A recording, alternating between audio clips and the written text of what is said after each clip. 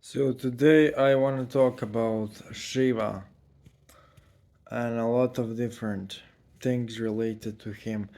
But I mostly want to talk about some really popular rumors on the internet which are untrue about Shiva. So there is a claim that the meaning of the name Shiva means primordial nothingness. And that's not really true. It really isn't true. Shiva means auspicious one. Shiva is direct continuation of the Vedic god Rudra, and basically Shiva means auspicious one. It doesn't mean nothingness. Now, within the sect of Kashmir Shaivism, Shiva is seen as the supreme being, and the statue of Shiva is simply seen as a representation of the supreme. It's kinda monotheistic, but for majority of the Shiva sects, Shaivite sects, Shiva is a natural entity, spirit, and he is a direct continuation of the Vedic god Rudra. And Rudra is also a well-documented Vedic deity mentioned in the Vedas on multiple occasions. Odin seems to be a Nordic variation of that deity, and so does Svetavid in Slavic pantheon. Now, I am not saying that Svetavid, Odin, and Shiva are the same. I am saying that they are related and they have common Indo-European origins. So that is really what I wanted to say about Shiva, basically.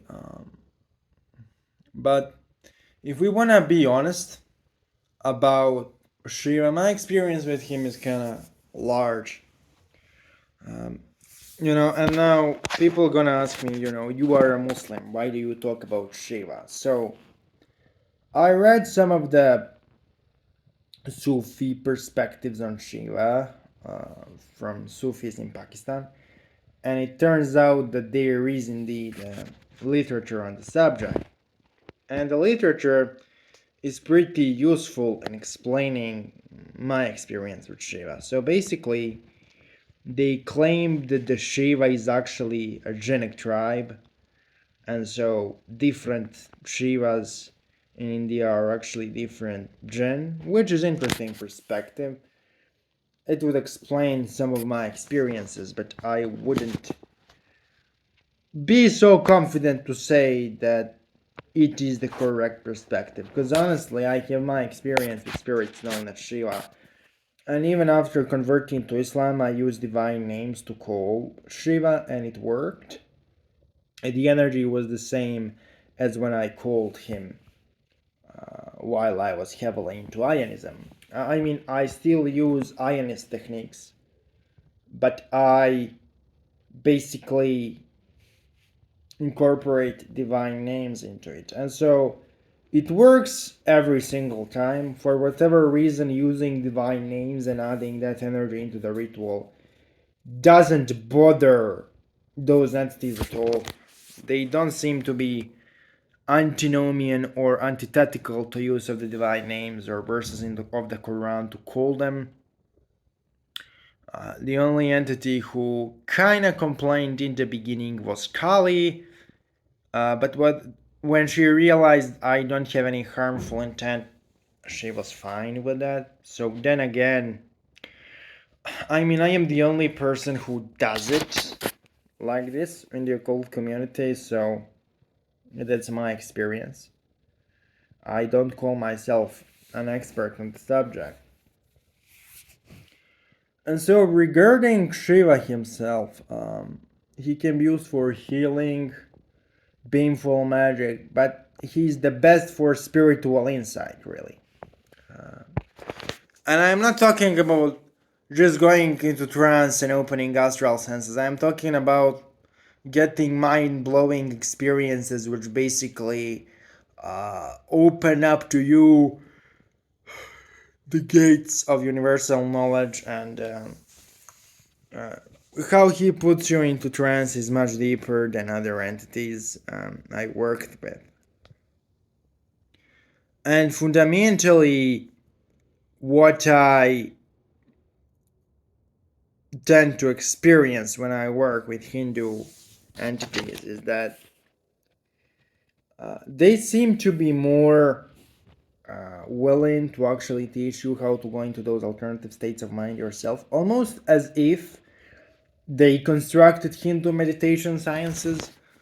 Actually, Hindus claim that those sciences were constructed by those spirits and then given to them.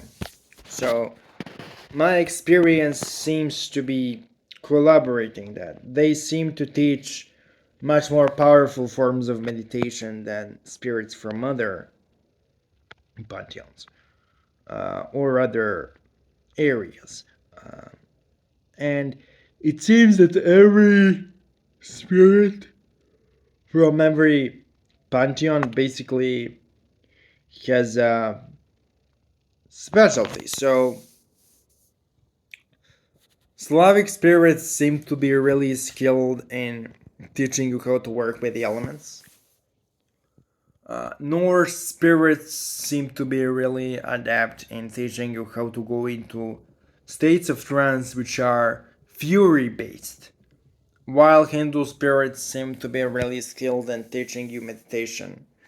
Arabic Jinn seem to be pretty skilled at just doing a shit ton of poltergeist. While the Qliphothic entities kind of generate a lot of dread, and they are kind of dark and negative, really heavy. While the Persian darker entities are more like a hardcore antithesis to anything light. So it's really interesting how all of those different spirits from different traditions teach different things, yet all of them seem to be variation of the same type of existence. That's why I still use moniker of the Gen to describe them all.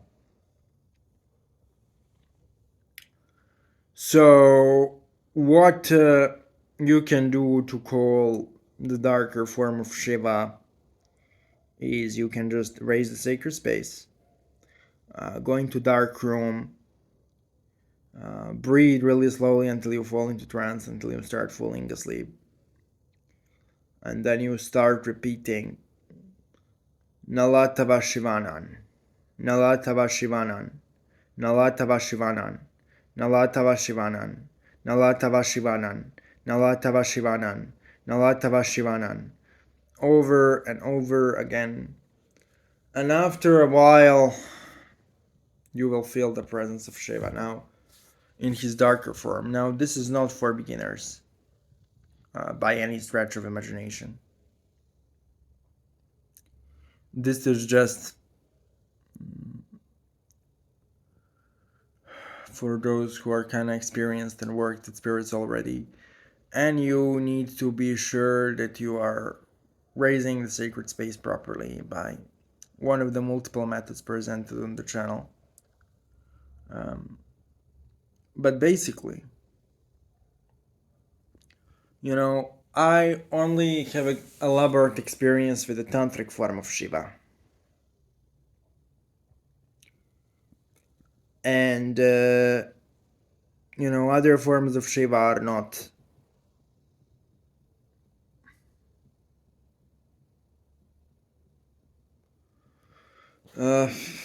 They are not something I have a deep experience in. But everything he told me passed through. Like 3 years ago, he told me that I have to control my emotions. And due to my lack of emotional control, I destroyed a lot of lives. And a lot of the things I loved and held dear were obliterated by. The vision was pretty interesting. I was on the beach and I chanted to Shiva And as I chanted to Shiva, Nalatava Shivanan, in semi trance state, I saw Shiva meditating in hell. And I saw myself willingly jumping into hell, but because I was too excited, I wasn't able to jump properly, and so I fell into the flames. And at the moment of me falling into the flames in a vision, I woke up and he told me that if I don't control my emotions, I will be in literal hell, whatever it means. Uh, and I didn't control my emotions, and I allowed myself to get easily triggered and to be really impulsive. I harmed a lot of people. I mean, seriously harmed. I'm not talking about symbolic harm or emotional harm. I talk about actually harming people, and I kind of really regret that in a way.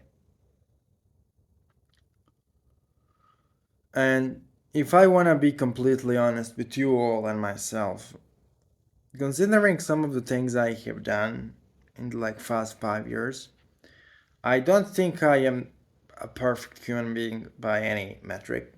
The reason why I'm not sharing it publicly is because, if I share any of my real mistakes publicly, what people will do 100% is they will judge me for my own thing, but they will usually do something which is like equal or worse, and they will never say it to anyone, and they will play a moral high ground. So, yeah. And what is really important for anyone who works with Nalatava Shivana outside of meditation and trance and sacred space, because um, that is obviously something which is important. But the most important thing when you work with Nalatava Shivana, which is the tantric form of Shiva, the dark form of Shiva, is that you need to understand that more than any entity you can summon, what is true for him more than anything is that you are not in control. And he will not allow you to be in control. He will not allow you to pretend to be in charge. He will not bargain, he will not negotiate, he will not do any of that. He will simply lead you on a ride, and you will have to get along. There is no way you can basically coerce him into anything or bribe him with anything. The only way he will accept anything from you is if you are simply grateful and you are giving it out of gratitude. And he is not all about offerings. He doesn't care. Like, he just hits you and you have to get along. You are not in control. You are not in charge. He will basically force you to learn what you have to learn. And if you don't, well, he will simply repeat the lesson over and over. And also, uh, once you invite him, you don't tell him to leave. Like, he will stay until he wants to stay. You are not in charge of the situation. There is nothing you can do to basically make him go away until you learn the lesson. And, at the time while I worked with him like 3 years ago, he was exceptionally brutal and he was constantly telling me that I am like a little child, and that I don't control my emotions, and that I will throw myself into hell. And you know, because I didn't listen to anything he said, I kind of went through a literal hell. Everything I was afraid of happened, and the last 3 years were by far the worst years of my life. The stuff I went through is much worse than anything I went through before. And it's not like I am a person who had an easy life. I personally deem myself responsible for what happened, and I do not think that anyone else is responsible. Obviously, I had enemies and their work influenced the situation, but it wasn't the main indicator, and it wasn't the main cause of anything.